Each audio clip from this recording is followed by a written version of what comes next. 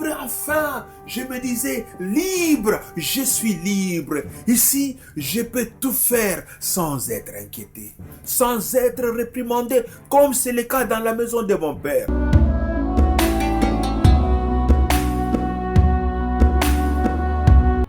Vous demandez et vous ne recevez pas parce que vous demandez mal, dans le but de satisfaire vos passions.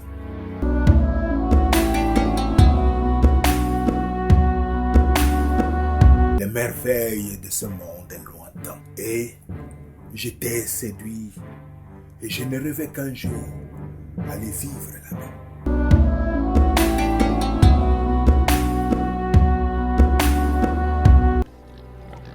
Il m'a donné la garde de ce pourceau.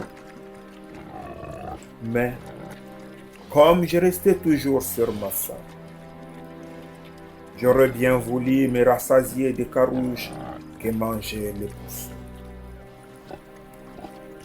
Mais personne ne m'a donné.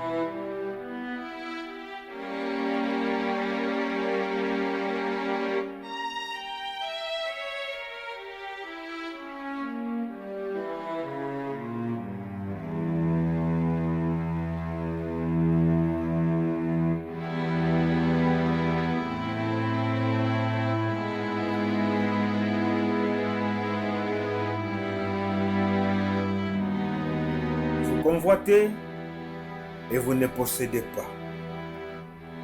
Vous êtes meurtrier et envieux. Et vous ne pouvez pas obtenir. Vous avez des querelles et des luttes.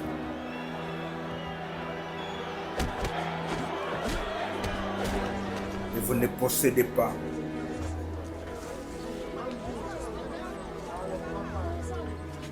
Parce que vous ne demandez pas. Vous demandez et vous ne recevez pas parce que vous demandez mal, dans le but de satisfaire vos passions.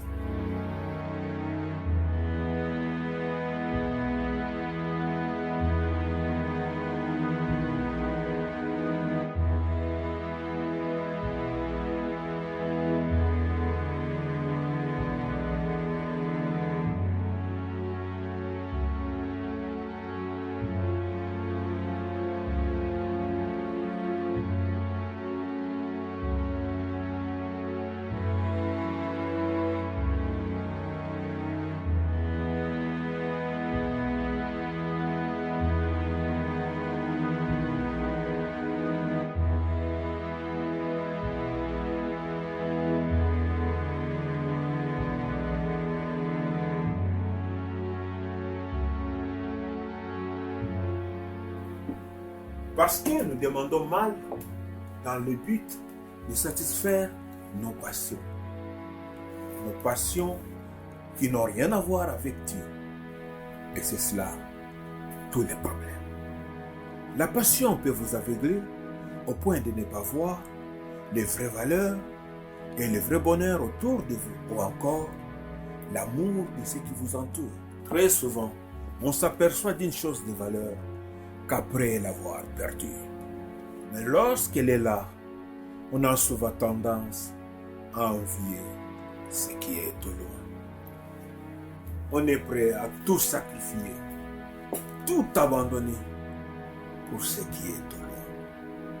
Et on s'en fout du mal que l'on cause auprès de ceux qui nous aiment. On a envie parce qu'on ne possède pas. Voilà pourquoi il y a des luttes entre nous et au-dedans de nous-mêmes.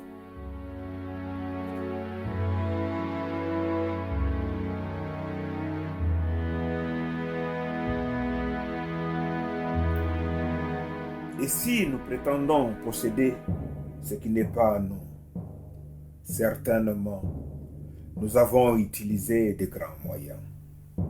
C'est pourquoi il y a la tuerie dans le monde, des contrats piégés, des guerres injustifiées, montées de toutes pièces.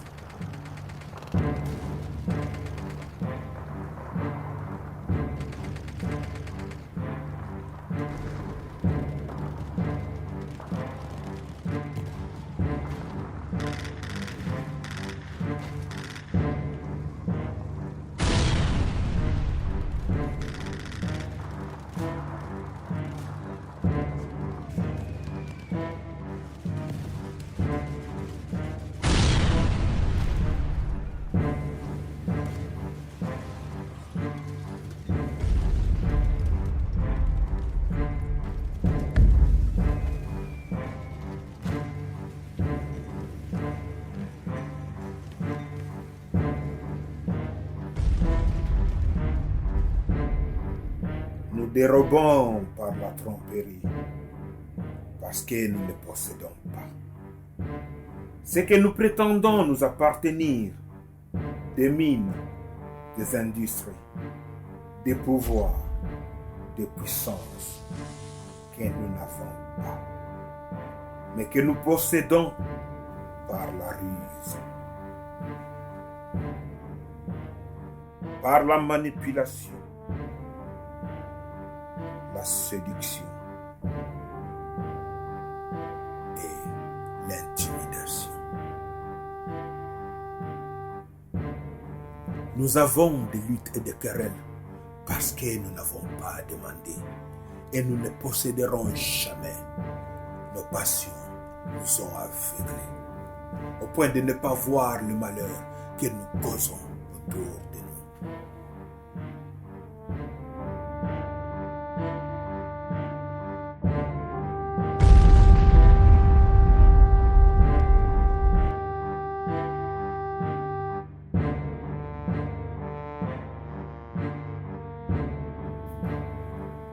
Marthe Onu, une amie à mes grands-parents, elle voulait devenir la plus belle femme du monde. Elle avait une beauté à faire rêver n'importe quel homme. Et elle s'est imposée. Tous les hommes couraient derrière elle. Et tout ce qu'elle disait devenait la parole de Dieu. Tout le monde l'obéissait. Mais ça fait à présent plus de 50 ans. Elle n'est plus ce qu'elle était à 20 ans. Elle a toujours sur elle les marques de sa beauté, mais ne possède plus tous ces hommes qui couraient après elle. Elle a beau mettre un peu de rouge ici, par là, mais ça ne marche toujours pas. Elle voulait posséder le monde sans le demander à son propriétaire. C'est pourquoi il y a des luttes et des querelles.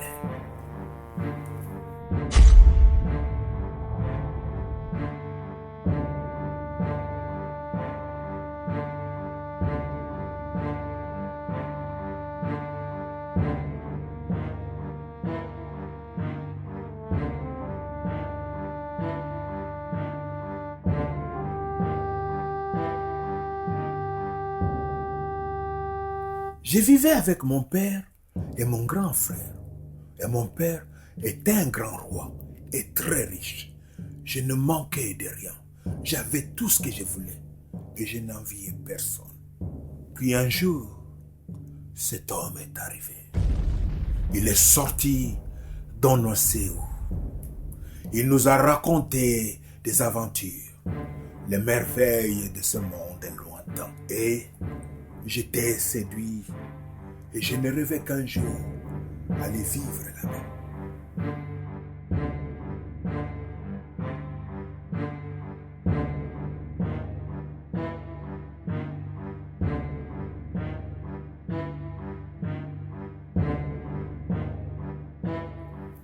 Quand j'ai pensé à toutes ces histoires, j'étais ébloui, plein de passion, et ma vie n'était plus la même. Je voulais coûte que coûte posséder ce monde. La maison de mon père était devenue comme une prison pour moi. Je m'étouffais chez nous. Le désir de partir m'avait envahi.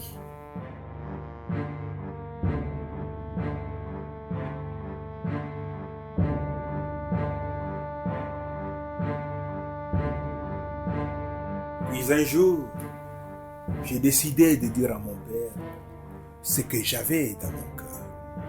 Je lui dis, Père, donne-moi la part de bien qui me revenait. Sans hésitation, mon père nous partagea son bien. Quelque temps après, j'ai ramassé tout ce qui est à moi et je suis parti pour ce pays éloigné, loin de la face de mon père.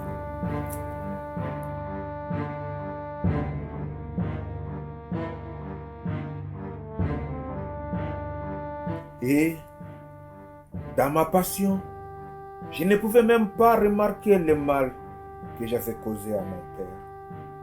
Ce désir de partir m'avait aveuglé. Je voulais coûte que coûte découvrir ce monde, vivre ses joies, ses folies dans un monde que je ne possédais pas. Dans un monde dont je n'avais ni le contrôle, ni les pouvoirs.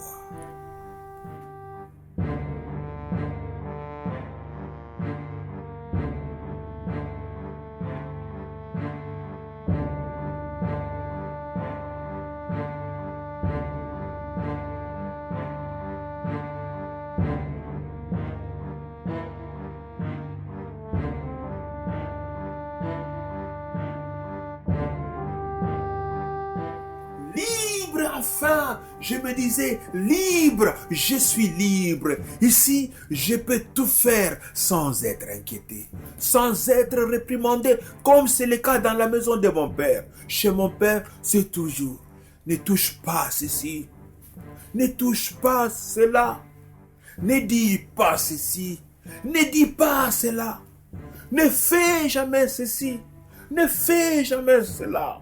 Mais ici, je peux m'offrir tout ce que je veux, faire tout ce que je veux. Libre, je suis libre. À moi la vie. Dans la maison de mon père, on n'a même pas le droit d'haïr ses ennemis. Il faut les aimer. Priez pour ceux qui vous persécutent. Mais pas ici. Ici, vous pouvez faire tout ce que vous voulez. Vous pouvez même haïr vos ennemis. Et même les insulter publiquement. Et même s'il faut, les maudire. Et on vous acclame pour cela. Ici, c'est œil pour œil, dent pour dent. À moi la vengeance. Et vive le retour à l'envoyé. Dans la maison de mon père, on vous gifle à la joue gauche, tendez aussi l'autre joue. Quoi? Autant pour moi, tout cela, c'est du passé à présent. À moi la belle vie, les voitures, les femmes, les honneurs. Partout où je passais, on me respectait à cause de mon argent.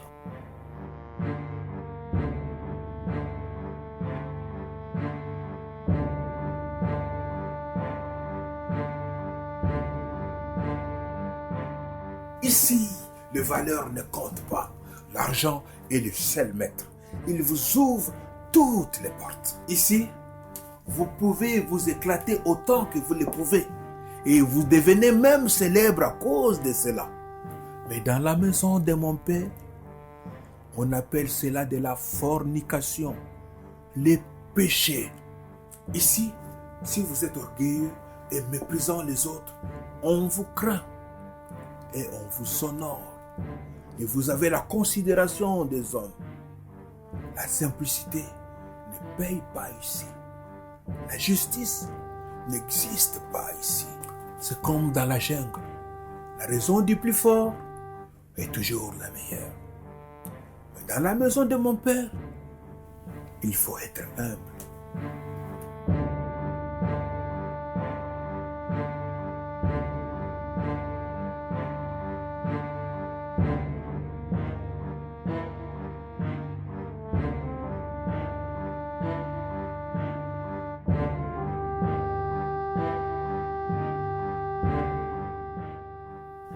Tout allait très bien pour moi, jusqu'au jour où la famille est arrivée.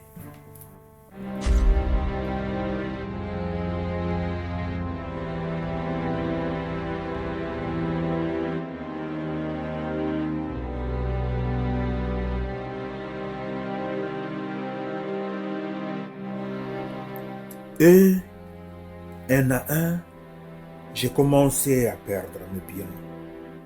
Et plus je les perdais, plus les faux amis que j'avais gagnés dans ce monde s'éloignaient de moi. Et de plus en plus, je restais seul.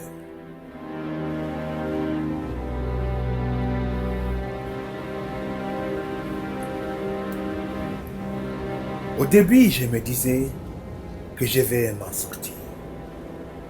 Mais cela allait de pire en pire. Tout le monde m'avait fermé leurs portes, même les gens que j'avais aidés. Ils trouvaient toujours une excuse pour ne pas me recevoir chez eux. Personne ne voulait de moi.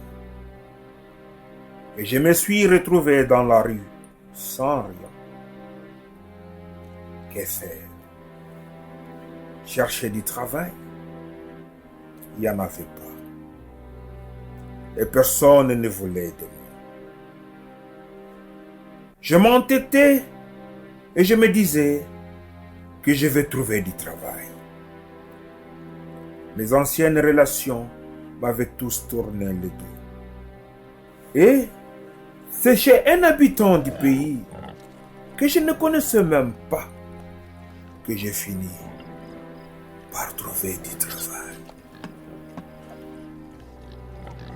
Il m'a donné la garde de ce pourceau. Mais, comme je restais toujours sur ma faim, j'aurais bien voulu me rassasier des carouges que mangeaient les pourceaux. Mais personne ne m'a donné.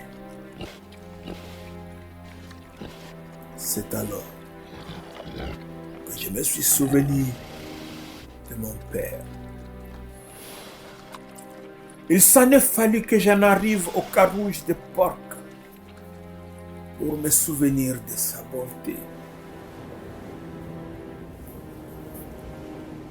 Je me rends compte à présent à quel point je m'étais entêté contre lui.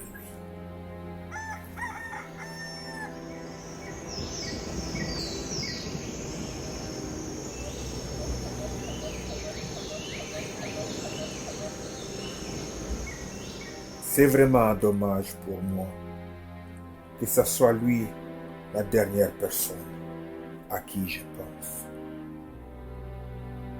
Dans tous ces problèmes qui m'arrivaient, alors qu'il est prêt à tout pour moi, je me demande encore jusqu'ici,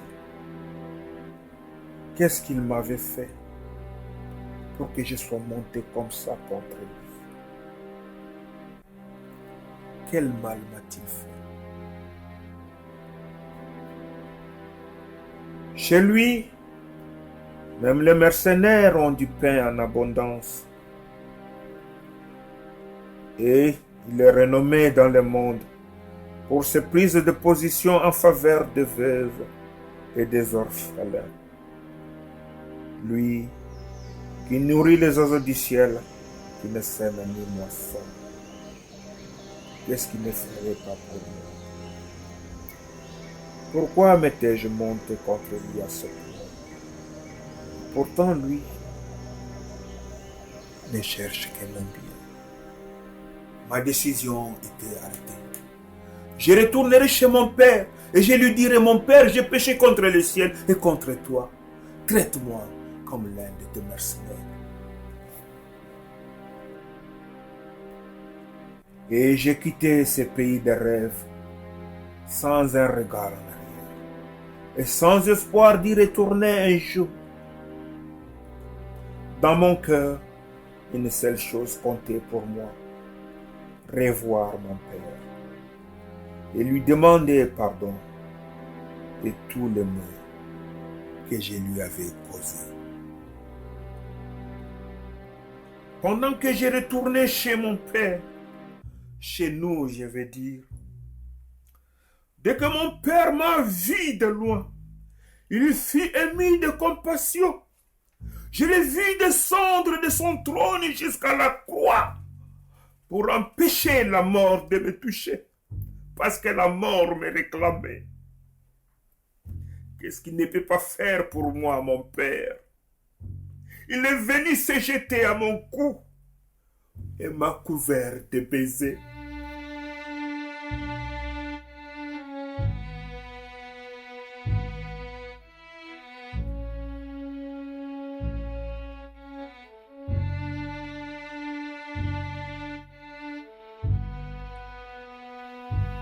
Je lui dis, mon père, pardonne-moi. J'ai péché contre le ciel et contre toi. Traite-moi comme l'un de tes mercenaires. Dès que j'ai dit ce dernier mot, il se retira de moi et me dit, t'es traité comme qui? Je lui dis, comme l'un de tes mercenaires. Il me dit, m'as-tu déjà vu donner un baiser à ce mercenaire? C'est là que j'ai compris que j'étais toujours dans son affection. Et malgré la boue qui me couvrait, il continuait à me donner des baisers.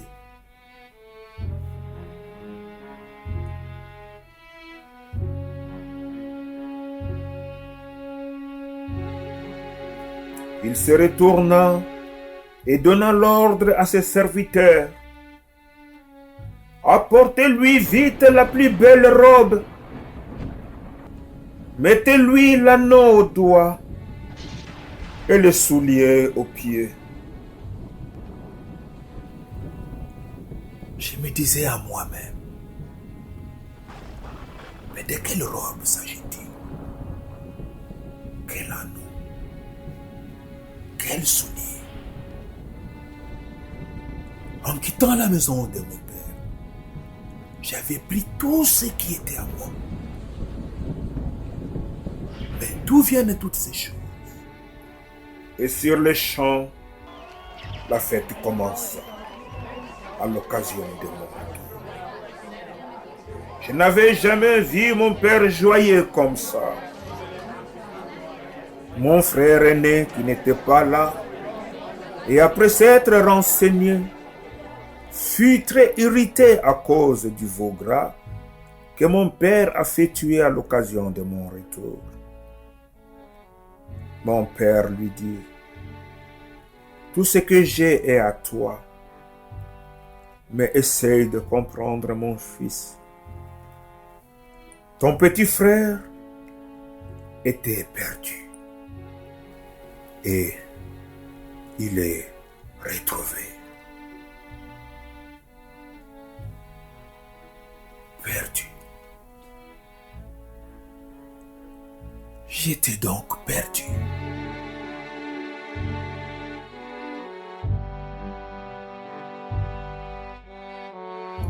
Perdu loin de la maison de mon père. Même si tout allait bien pour moi dans ce pays lointain, j'étais toujours perdu pour mon père. Je comprends maintenant pourquoi ce festin. Parce que je suis retrouvé. J'étais comme mort. À présent, je suis ressuscité. Aussi longtemps que tout va bien, vous n'allez pas vous en rendre compte de votre chute. Il a fallu que la famine arrive pour que je m'en rende compte, pour que je comprenne à quel point j'étais perdu, pour que je puisse comprendre que toutes ces choses auxquelles je tenais, je ne les possédais pas. C'est pourquoi nous luttons jour et nuit pour les garder. Vous demandez et vous ne recevez pas parce que vous demandez mal dans le but de satisfaire vos passions.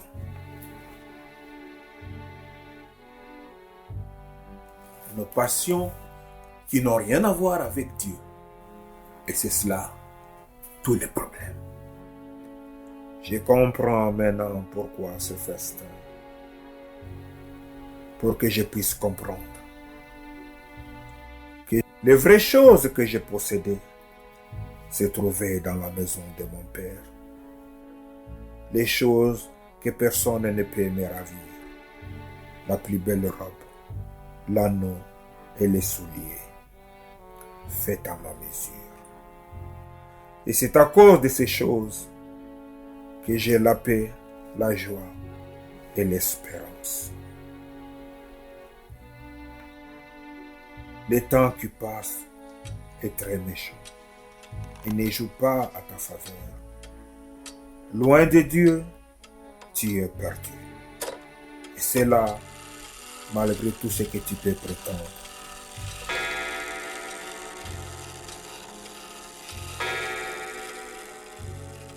Je me rends compte à présent du temps que j'ai perdu loin de moi.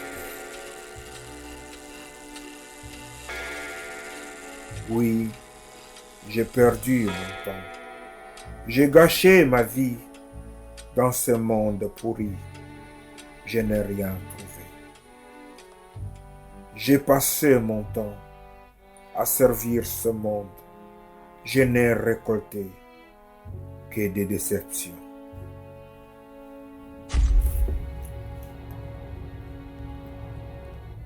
J'ai perdu mon temps à servir Satan et il ne m'a payé qu'un tas de mensonges. J'ai raté ma vie. J'ai détruit ma vie dans ce monde perdu qui ne m'a rien donné. J'ai perdu mon temps dans ce monde, dans des plaisirs éphémères, de fausses joies et de faux amours, l'hypocrisie et la trahison.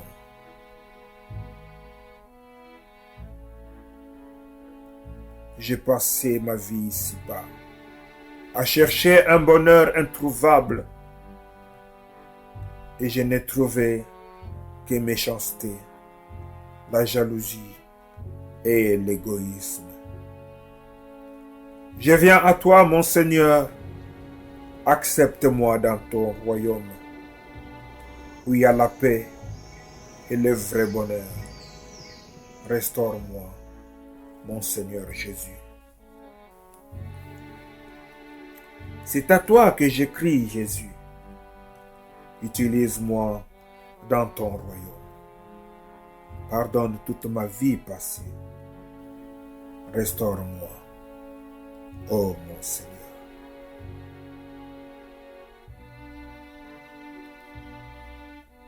Ma sœur, mon frère, il n'est pas encore trop tard. Jésus t'appelle. Il a besoin de toi. N'endurcis pas ton cœur.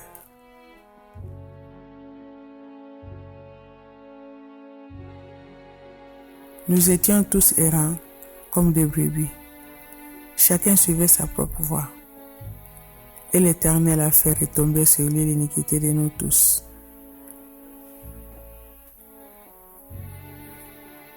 Christ aussi a souffert une fois pour les péchés, lui juste pour les injustes, afin de nous amener à Dieu. Ayant été mis à mort quant à la chair, mais ayant été rendu vivant quant à l'esprit. Car vous étiez comme des brebis errantes, mais maintenant vous êtes retournés vers le pasteur et le gardien de vos âmes.